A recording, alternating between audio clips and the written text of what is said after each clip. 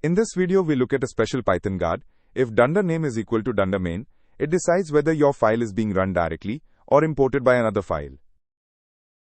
Every Python file automatically gets a variable called dunder name. Its value depends on how the file is used, and that is the key to the whole trick. Here is our example file, greet.py. It defines a greet function, then uses the if dunder name is equal to dunder main guard to call it only when the file is run directly. When you run greet.py directly with Python, dunder name is set to the string dunder main. The condition is true, so Python enters the if block and calls greet with Alice. But if another file imports greet.py, dunder name is set to the string greet, not dunder main. The condition is false, so the if block is skipped entirely and greet is never called automatically. Let us confirm. Running greet.py directly prints hello Alice exactly once. The guard worked. The function ran because dunder name was equal to dunder main.